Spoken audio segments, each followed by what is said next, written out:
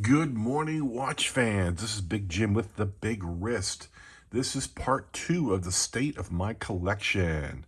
I have about 40 odd watches in rotation, and you saw on the last video the 16 or so main watches in my collection, and this is the 24 in the other box. The box that essentially is G-Shocks and automatics I don't wear that often. That's what it comes down to. So let's get it right to it. I guess my first G-Shock I bought in the modern era, when I started collecting watches again in the last 10 years or so, it was of course a 5600, 5610 actually, and I put it on a steel bracelet. And the minute the steel was announced through AliExpress, I bought it. And of course now they come out on steel.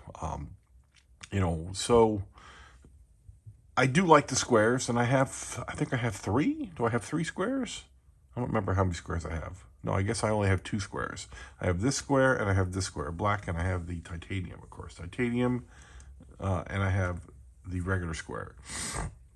But, 4 years ago or so, they announced the GA2100 version, and I fell in love. This is my first GA2100, the white indices, white dial, and I put it, I did a switch out, because these are like Legos. These 2000s are like Legos. You can put pieces together all you want. So I took the bezel off of a more recent purchase and swapped it onto this one. And this is the bracelet off of 5600, 5610. And of course they all fit pretty well. And so this is just a very unique watch. It's a 2100. You can't buy it, you got to make it yourself. And let me do a quick switch here. I didn't realize that there was an automatic sitting down here in the G-Shock slot. So GA2100, this is the black and gold. This is actually, most of the GA2100s are 44 millimeters. This is a 42 millimeter, originally sold as a ladies watch. They stopped doing that. Now they sell it as a unisex watch. So these two are a GA2100 reduced, and this is the last 2 I bought. I bought these just a couple of weeks ago, and I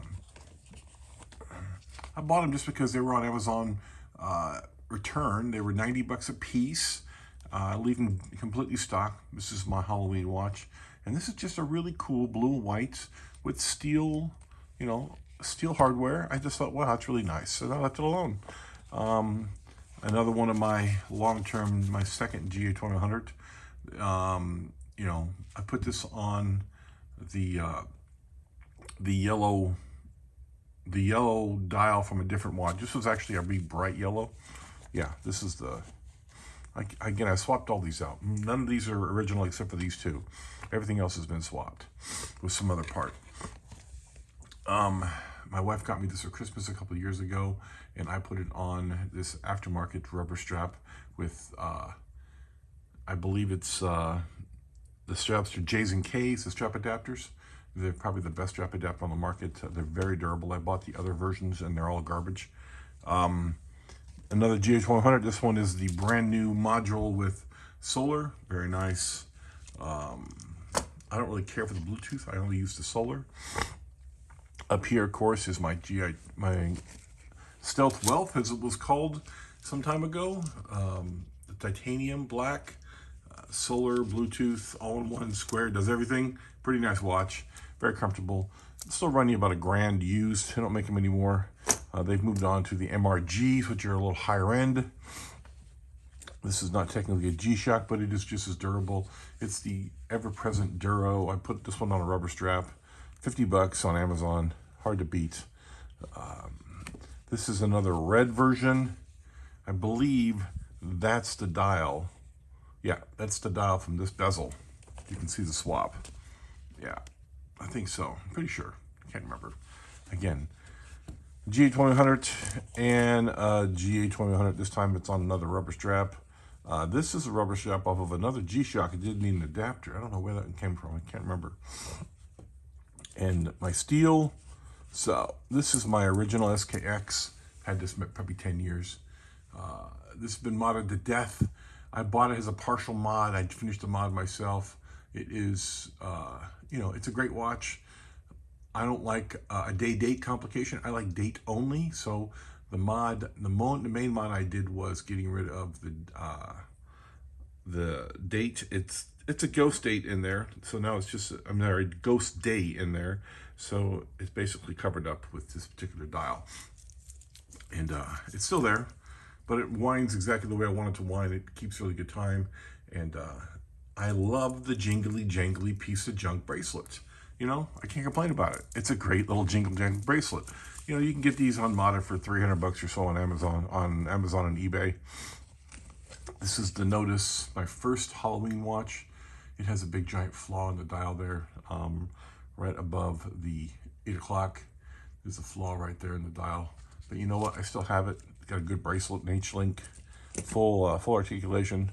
My Seiko diver that I wear, the toughest watch I own probably. It's a Samurai on a rubber strap. Extremely comfortable, very, very reliable. I've had this again more than 5 years. One of my few micro brands I still have. This is the original RZE. The company was originally called Reese, and they renamed themselves to RZE. And my other RZE was yellow, and I gave it to a buddy of mine who visited from overseas, and he was in love with watches, and I got him started on his little journey. He is now purchasing a Grand Seiko because that's the kind of guy he is. So, Swatch. People sleep on Swatch. They shouldn't. It's a good watch, sorry. It's a really good watch. It's very comfortable. It's got a good rubber strap. Proprietary strap system, I understand. It's kind of a pain in the butt, but they're 10 bucks. They don't even care. It's perfectly fine. You know, a 90-hour power reserve, single pin construction. That pin in the middle that holds the hands in place also holds the movement in place. Very nice. Got a red small seconds hand. Keeps good time. I have no complaints with that watch at all. For 190 bucks, I think I paid for it. $220, something like that, with tax. One of my very first Casios. I bought it because it looks like the Breitling Super Ocean Yellow, and this is a $135 watch. It's my only day-date watch. I can't modify this one. There's no parts available to modify it. It is available only in Europe. I have to buy it used, and I do like it though. It's beautiful, and it's very comfortable on a NATO strap, and it's 100 meters water resist. And it's got a crazy amount of light. You know, the light module is a separate battery from the main battery, which is really cool. So it has 2 batteries in it. This is my, of course, my deep blue. This is a 500 meter watch.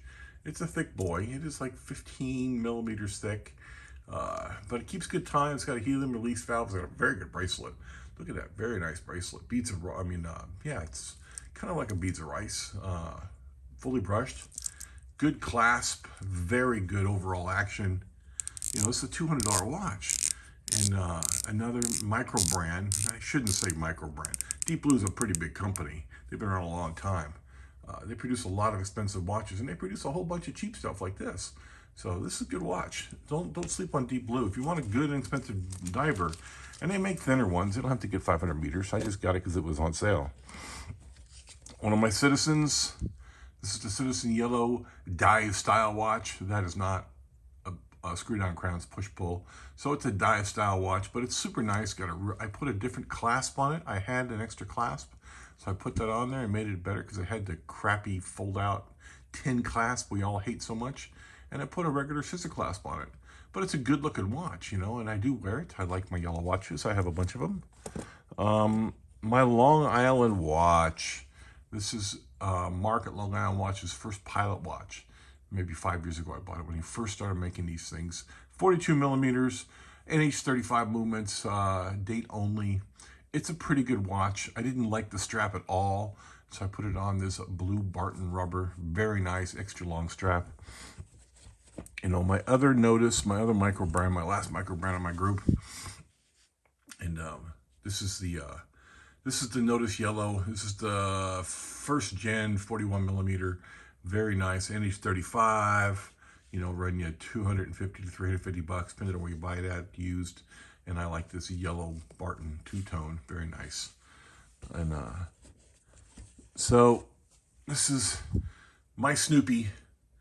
I don't really care for the Omega Snoopy watch, so I bought this version.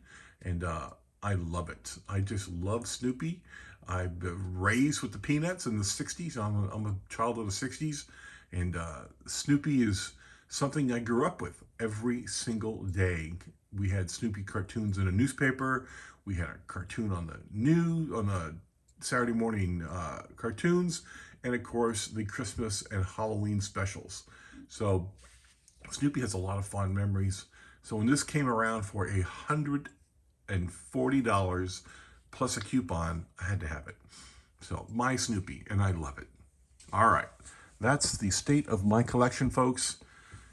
40 odd watches in my rotation, and these are the rest. Mostly G-Shocks, but some other good bangers in here. I want you to have a Merry Christmas, and I will catch you next year.